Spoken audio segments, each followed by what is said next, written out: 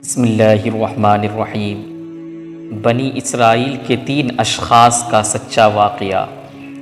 حضرت ابو ہریرہ رضی اللہ عنہ بیان کرتے ہیں کہ آپ صلی اللہ علیہ وسلم نے فرمایا، بنی اسرائیل میں 3 شخص تھے، ایک کوڑھی، دوسرا اندھا اور تیسرا گنجا۔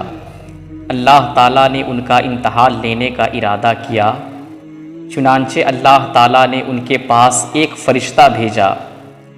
فرشتہ پہلے کوڑھی کے پاس آیا اور اس سے پوچھا کہ تمہیں سب سے زیادہ کیا چیز پسند ہے؟ اس نے جواب دیا، اچھا رنگ اور اچھی چمڑی، کیونکہ مجھ سے لوگ پرہیز کرتے ہیں۔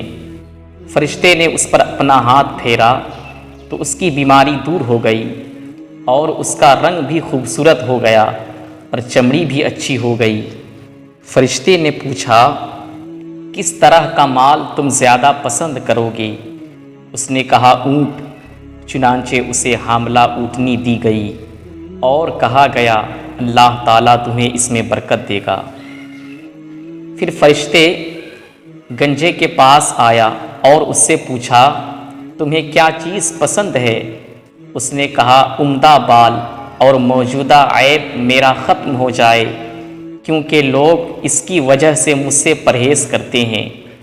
فرشتے نے اس کے سر پر ہاتھ پھیرا اور اس کا عیب جاتا رہا اور اس کے بجائے عمدہ بال آ گئے۔ فرشتے نے پوچھا، کس طرح کا مال تم پسند کرو گے؟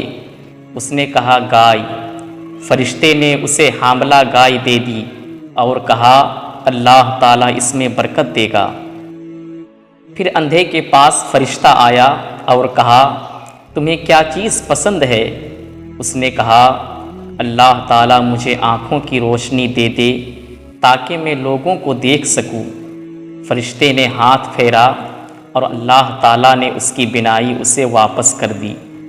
پھر پوچھا، کس طرح کا مال تم زیادہ پسند کرو گے؟ اس نے کہا، بکری۔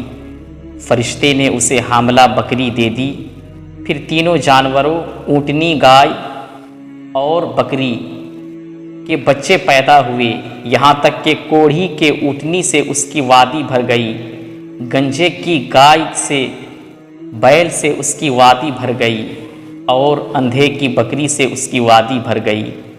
پھر دوبارہ فرشتہ اپنی اصلی پہلی شکل و صورت میں اس کے پاس آیا اور کہا، میں ایک نہایت مسکین و فقیر آدمی ہوں، سفر کا تمام سامان و اسباب ختم ہو چکا ہے اور اللہ تعالیٰ کے سوا کسی سے حاجت پوری کرنے کی امید نہیں، لیکن میں تم سے اسی ذات کا واسطہ دے کر جس نے تمہیں اچھا رنگ اور اچھا چمڑا اور مال عطا کیا ہے، ایک اونٹ کا سوال کرتا ہوں جس سے سفر کو پورا کر سکوں۔ اس نے فرشتے سے کہا، میرے ذمے حقوق اور بھی بہت ساری چیزیں ہیں۔